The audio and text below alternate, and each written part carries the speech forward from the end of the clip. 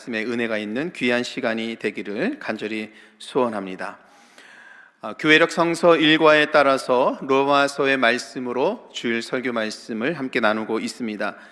몇 주간 로마서의 말씀을 통해서 우리가 말씀을 함께 나눈 것은 교회 안에서 성도들과의 관계를 어떻게 해가야 할 것인지, 또 성도들의 삶은 사회 속에서 어떤 모습을 지녀야 하는지, 또 성도들은 형제와 자매들, 특별히 교회 안에서뿐만 아니라 교회 밖에서 성도들과 함께 형제 자매들과 어떤 관계를 하면서 지내야 되는지, 신앙인들이 취해야 하는 삶의 태도와 신앙의 모습들에 대해서 함께 은혜를 나누었습니다. 오늘 함께 나누는 본문의 말씀은 로마의 교회가 당면한 보다 실질적인 문제를 통해서 신앙의 교훈을 받게 됩니다. 사도 바울은 당시 로마 교회의 성도들 가운데 발생한 갈등에 대한 문제에 목회 서신을 보내면서 신학적으로 응답하고 있습니다. 그래서 교회 안에 생긴 여러 문제들에 대해서 목회 서신을 통해서 신학적으로 어떻게 그것을 바라봐야 하는지에 대해서 오늘 말씀을 남긴 것입니다. 오늘 함께 나눈 이 말씀은 우리에게도 매우 익숙한 말씀입니다. 당시에는 신전에서 드려졌던 제사를 드렸던 거죠. 이방신에게 드려졌던 그 제사의 음식들, 특별히 당시에는 매우 고기 종류가 귀했었는데, 신전에 드려졌던 그런 음식들이 시장에 나와서 팔리게 됩니다. 그래서 그리스도인들이 갈등을 겪는 거죠. 시장에서 고기를 사 먹어도 되는지, 사 먹지 말아야 하는지, 매우 실질적인 그런 문제를 오늘 말씀은 우리들에게 말씀하고 있습니다. 이방신에게 제사를 드린 고기가 시장에서 팔렸는데, 어떤 사람들은 아무렇지도 않게 고기를 사서 먹는 반면에 어떤 사람들은 절대 그 고기는 먹지 않고 오늘 본문의 말씀에 의하면 채소만 먹고 산다. 그러니까 베지터리안이 이때도 있었나 봅니다.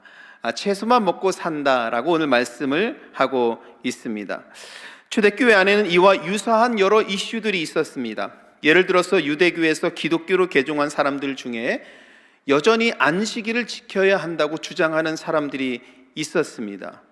반면에 안식일에 대한 규정은 예수님이 오신 이후에 새 율법을 우리가 받았기 때문에 복음이 중요하다는 생각에 안식일 규정에 대해서는 자유롭게 생각하는 성도들이 있었습니다. 이처럼 로마 교회 안에는 서로 다른 신앙관을 지닌 사람들이 함께 어우러져서 믿음의 공동체를 이루고 있습니다. 그런데 문제는 서로 다른 신앙관 때문에 서로 이해하지 않고 갈등을 겪고 있는 것이 로마 교회가 겪고 있는 문제였습니다. 어떻게 보면 이 문제는 로마 교회의 문제가 아니라 오늘 우리 교회의 문제, 이 시대의 문제일 수도 있겠습니다. 서로 다른 신앙관을 가지고 어떻게 우리가 하나님께서 세워주신 이 믿음의 공동체를 건강하게 세워갈 것인가에 대한 이 문제는 여전히 우리들에게도 주시는 하나님의 말씀입니다. 우상에게 바쳤던 고기를 사 먹지 않는 사람들은 자신들은 채소만 먹으면서 제사 고기를 사서 먹는 사람들을 불경건하게 여기고 그들을 위선자들이라고 비판을 했습니다. 반면 자유롭게 먹는 사람들은 복음을 모르면서 복음에 대해서 제대로 이해하지도 못하면서 말만 많다고 비판하면서 교회에서 갈등이 일어난 것입니다. 여러분 어떻습니까? 우리들에게도 좀 실질적인 문제이지 않습니까? 특별히 미국에 사는 저희들에게는 이러한 일들에 대해서 피부로 와닿는 그런 경우가 많이 없습니다만, 한국의 목회적인 환경과 여건 속에서는 정말 이 문제가 피부로 와닿을 때가 많이 있습니다. 한국에서 목회할 때 제사하는 가정들 신방을 이렇게 했을 때 난감했었던 경우가 많이 있었습니다. 보통 신앙인들은 제사를 드린다거나 혹은 장례식당에서 기독교식으로 하지 않을 때는 여러분 어떻게 합니까? 일반 사람들은 절을 합니다만 저희들은 서서 기도를 하지 않습니까? 거기까지는 우리가 쉽게 할 수 있는데, 그 이후에 제사가 끝난 이후에 제사상에 올려진 음식을 함께 나눌 때, 신방관 목사와 성도들이 그 음식을 함께 나눌 때 어떻게 해야 되는지 난감해했었던 그런 기억이 참 많이 있었습니다. 음식을 먹어야 되는 건지 말아야 되는 건지 서로 눈치만 봤던 그런 경험이 있었습니다. 아마 지금도 이러한 같은 유사한 상황이 펼쳐지면 아마 지금도 난감할 것입니다. 결코 쉬운 문제는 아니지요. 오늘 함께 다루는 이 문제는 고린도전서에서도 언급을 하고 있습니다.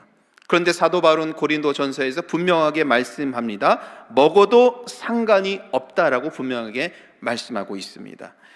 이방 제단에 올려졌던 고기라도 시장에서 사 먹는 것은 전혀 문제가 되지 않는다고 말씀합니다.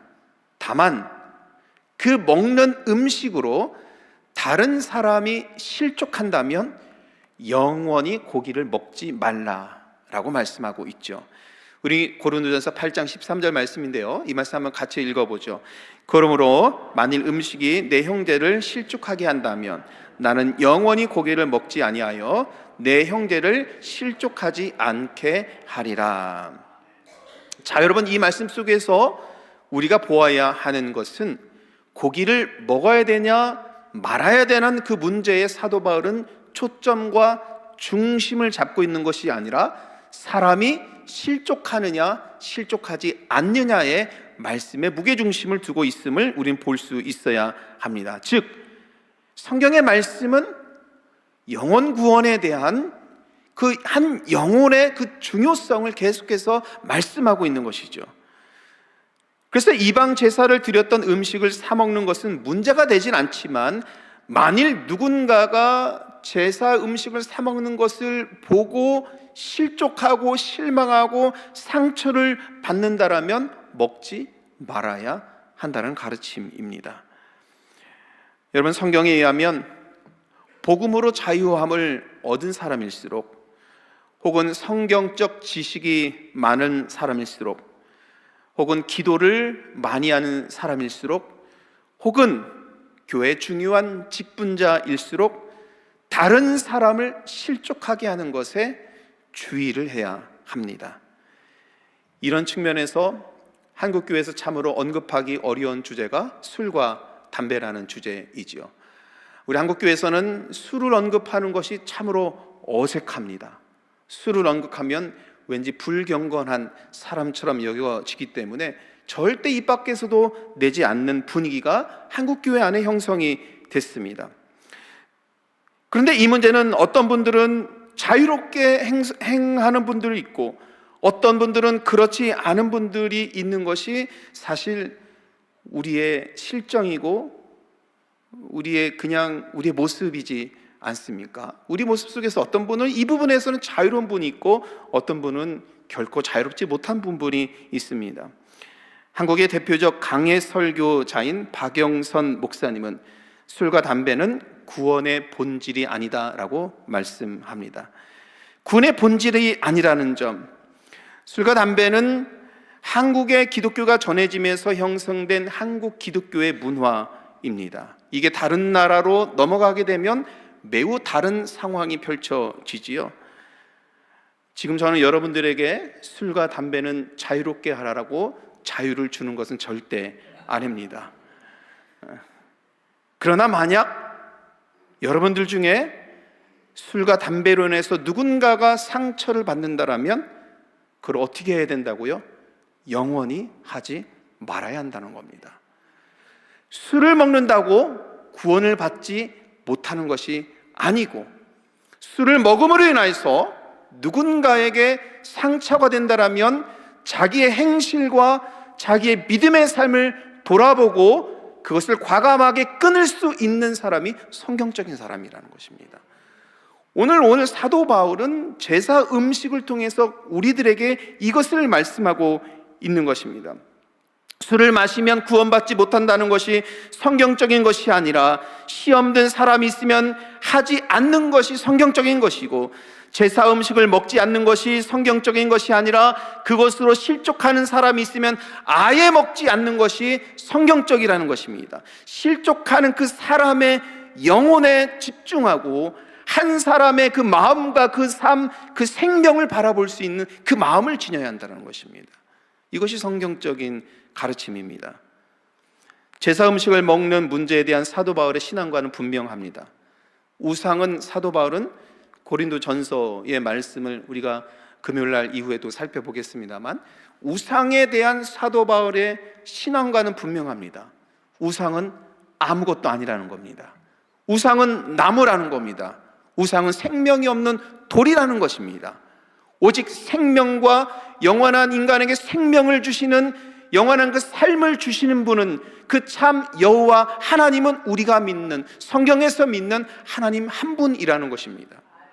그렇기 때문에 아무런 생명력도 없는 우상에게 올려졌던 그 음식도 아무런 영적인 영향을 주지 않는다라는 것이 사도 바울의 신앙관입니다. 그러면 여러분, 두려워 떨 필요가 없습니다.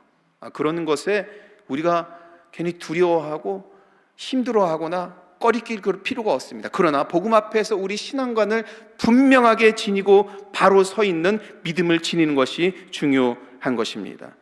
로마 교회에서는 먹는 사람과 먹지 않는 사람이 서로 비난하고 판단했습니다.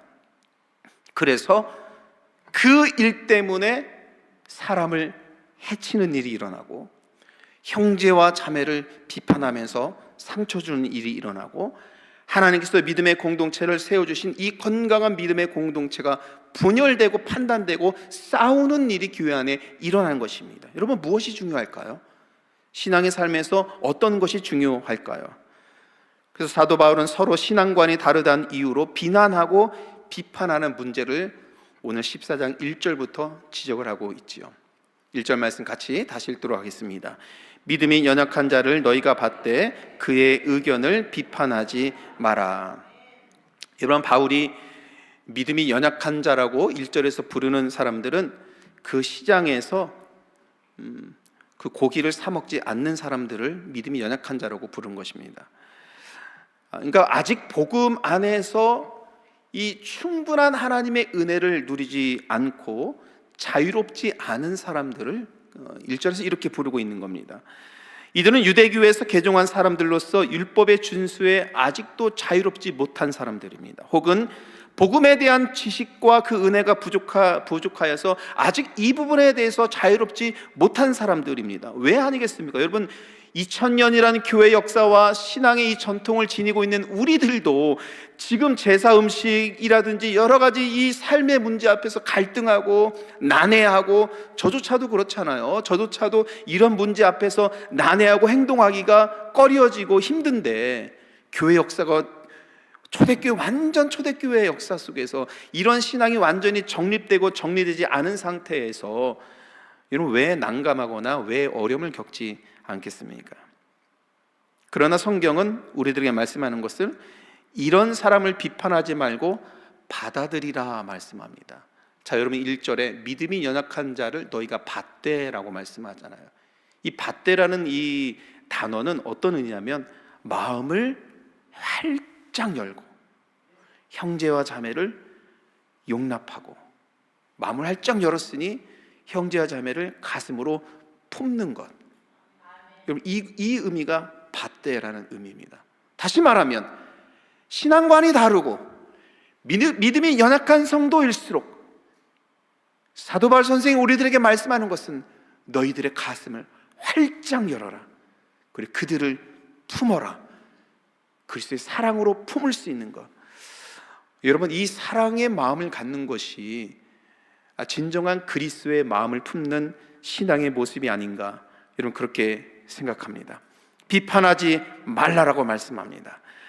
한 믿음의 공동체 안에 복음에 자유로워 제사 드린 음식을 먹는다고 안 먹는 사람들을 그래 비판하지 말고, 자유롭지 않아서 먹지 않는 사람은 먹는 사람들을 비판하지 말아야 합니다.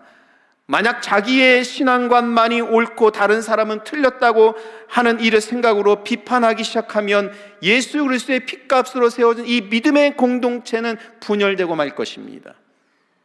이런 상태에서 교회가 건강하게 세워질 수 없는 것이 분명한 것입니다. 그래서 사도 바울은 3절 속에서도 서로 업신여기지 말고 비판하지 말라. 자, 3절 마지막 부분 어떻게 됐습니까? 업신여기지도 말고 비판하지도 말라. 왜? 하나님이 그를 어떻게 하셨다고요? 받으셨다고. 받는 것은 무엇입니까? 하나님이 그 넓으신 품을 활짝 열으시고 나를 받으셨듯이 우리 교회 안에 있는 이 형제 자매들을 하나님께서 품으시고 사랑하시고 하나님께서 받으셨기 때문입니다. 하나님이 보시고 받아들이셨는데 여러분, 우리가 비판할 자격이 있겠습니까? 여러분, 하나님은 하나님께 받은 사랑을 나누기도 우리는 바쁩니다. 여러분, 주중에 어떤 일이 일어났습니까? 우리 가까운 곳에 일어난 일은 아니지만 모로코에서 지진이 일어나서 수천 명이 사망했습니다. 리비아에서는 홍수로 피해자가 입어서 제가 설교 예배 드리기 전에 언론에 확인해 보니까 현재까지 사망자, 실종자 11,000명이 넘어갑니다. 여러분, 너무나도 끔찍한 이런 일을 바라보면서 같이 애통하며 아파하기도 바쁩니다. 우리는 로마서의 말씀을 통해서 계속 살펴본 것처럼 우는 자들과 함께 울어주고 애통하는 사람들과 함께 애통하고 기뻐하는 자들과 함께 기뻐하기도 바빠 죽겠는데 언제 우리가 비판하고 판단하고 나의 신앙과는 좀 다르다고 해서 그 사람들을 판단하고 정죄하여서 신앙의 공동체를 어렵게 하고 자기 신앙조차도 힘들고 어려운 가운데 우리가 지니겠습니까? 우리는 이런 판단하는 그런 마음을 지니기보다는 사랑하는 능력을 키워가야 하는 것입니다.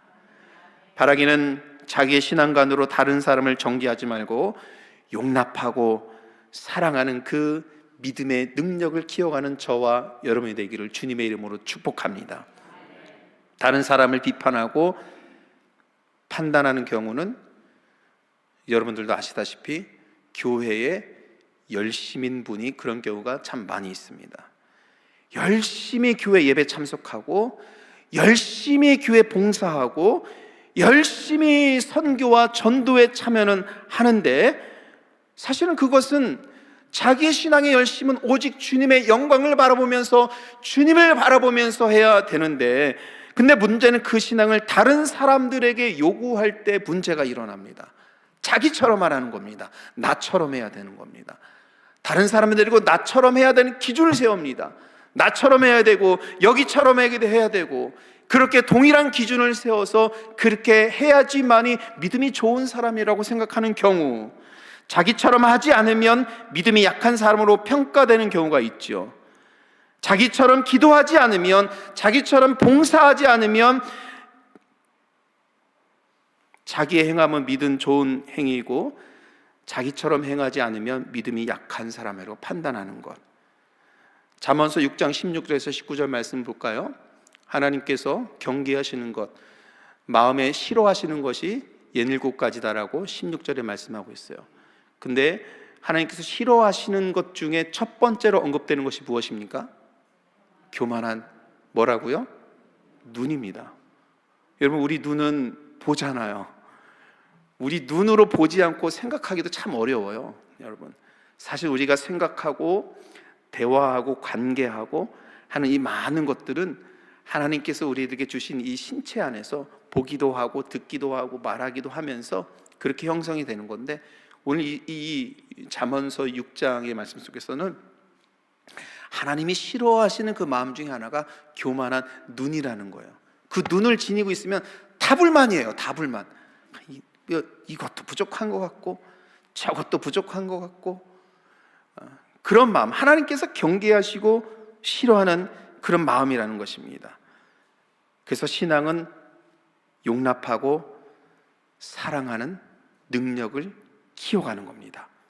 복음을 영접한 사람일수록 사람을 보지 말고 오직 예수 그리스도를 바라보며 그의 영광을 위하여 행하며 판단은 하나님께 맡기는 믿음을 지녀야 합니다. 8절 말씀 같이 읽도록 하죠.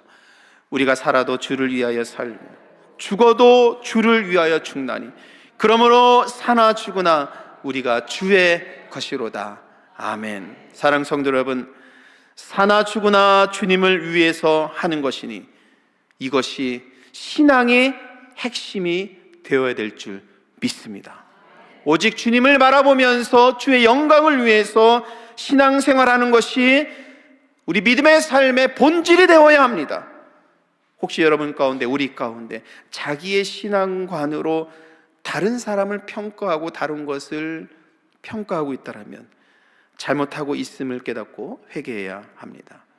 제사 음식을 먹냐 안 먹느냐의 문제의 본질이 아닙니다. 사도 바울이 이 말씀 속에서 우리에게 말씀하고 있는 것은 로마 교회는 본질이 아닌 문제로 갈등을 겪고 있는 거예요. 그러면 본질이 아닌 문제로 갈등을 겪고 있기 때문에 이 아픔을 해결하는 방법은 무엇입니까? 신앙의 본질인 예수 그리스도를 통해서 얻은 그 마음으로, 사랑으로 악을 이겨내고, 사랑으로 갈등을 이겨내고, 거룩한 하나님께서 주신 이 사랑의 능력을 키워가서 분열과 상처를 딛고 일어나서 교회와 믿음의 공동체, 가정과 자기의 삶을 건강하게 세워나가는 것, 이것이 하나님께서 우리에게 주시는 믿음의 삶이라 믿습니다. 그러면 오늘 우리들은 사랑하는 능력을 키워가는 그 믿음을 지녀야 하는 것입니다. 어떠한 사람도, 어떠한 것도, 어떠한 세속적인 문화도 우리 신앙의 본질인 교회의 머리 되시는 예수 그리스도를 부정할 수 없습니다. 우리는 이 신앙에 집중하고 예수님 바라보면서 나아가야 하는 것입니다. 여기에는 어떠한 양보도 없습니다.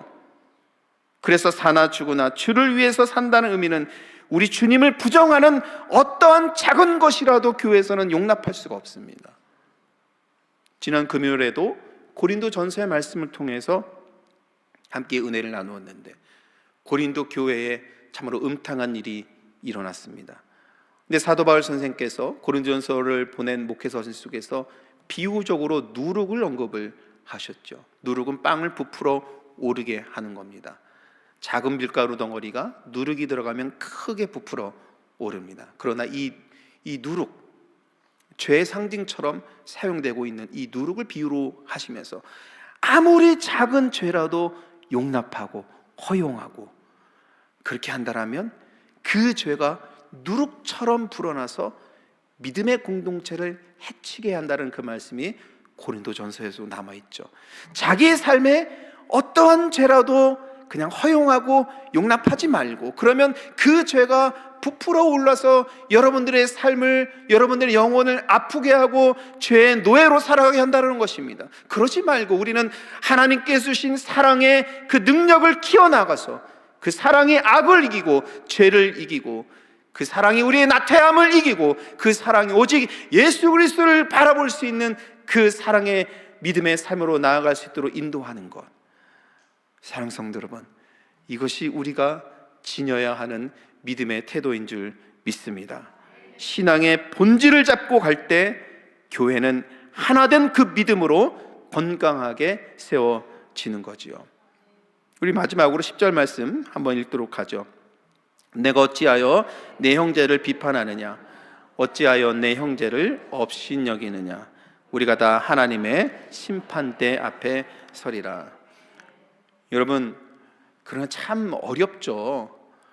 판단하지 않는다라는 것이 저도 여기서 말씀을 빗대어서 이렇게 말을 합니다만 참으로 어렵습니다. 여러분 자신 한번 생각해 보세요. 누군가를 만나고 볼 때 판단하지 않는 것이 얼마나 어려운지 모릅니다. 자연스럽게 판단이 되고 그것이 지나치게 되면 비판하게 되고 이런 것이 우리들의 형편이고 사정인데요. 근데 오늘 사도 바울 선생님께서 교회 안에서 스스로 판단하고 비판하지 말아야 되는 것, 특별히 신앙관이 약간 다르다고 해서 그것을 통해서 판단하고 비판하지 말아야 하는 이유를 10절에 말씀하는 겁니다. 왜냐하면 마지막 때 모두가 하나님의 심판대에 설 것이기 때문입니다. 여러분, 저라도 예외가 아닙니다.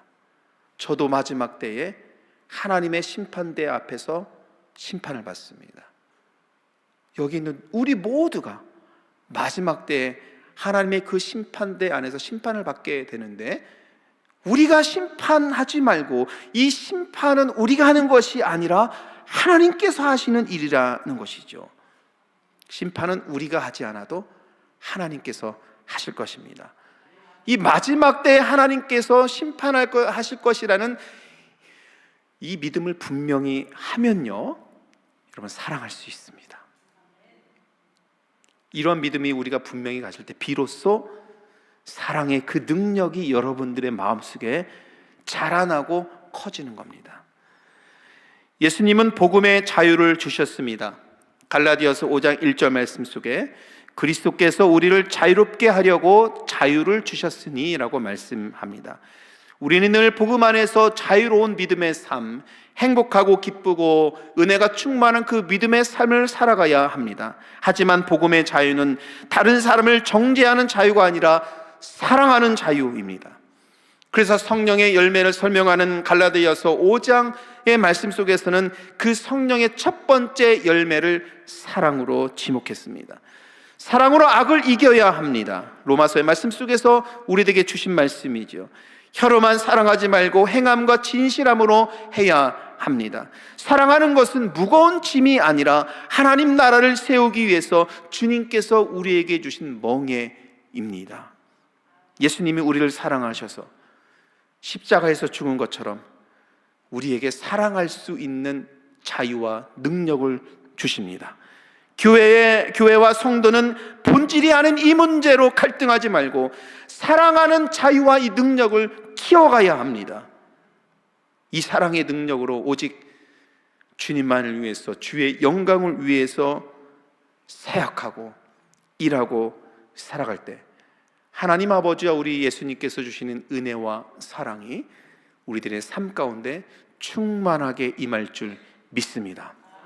이 말씀 기억하여서 한 주간 살아갈 때 저와 여러분 모두가 승리하는 복된 삶이 되시기를 간절히 축원합니다. 기도하시겠습니다.